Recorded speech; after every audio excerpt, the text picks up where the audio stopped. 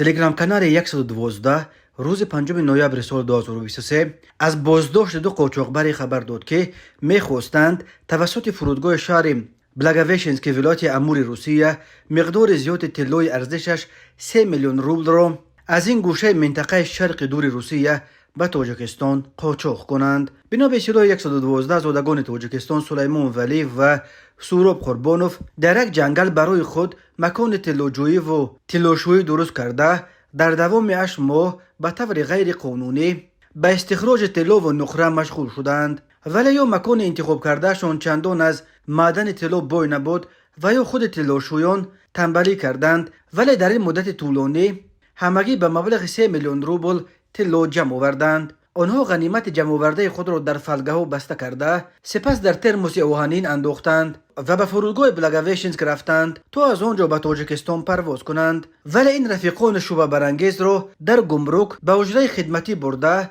بغاژشان را کفت و کوب کردند و همه اطلاع داشتهشان را یافتند. بار قیمتبها را مصادره کرده خود طلاشویان را به توقیفگاه بردند. خبر میدهد 112 اکنون برای استخراج و قاچاق غیر قانونی فلزات قیمتبها به سلیمان ولی و سوراب قربانوف تا 5 سال زندان تهدید میکند، البته با مصادره تمام اون طلای ارزشش 3 میلیون روبل که از این دو زاده تاجیکستان یافته و گرفته شد. درباره چقدر وزن داشتن فلزات قیمتبهای این دو زاده تاجیکستان چیزی گفته نشده است، ولی بر اساس قرب رسمی طلا در بازار روسیه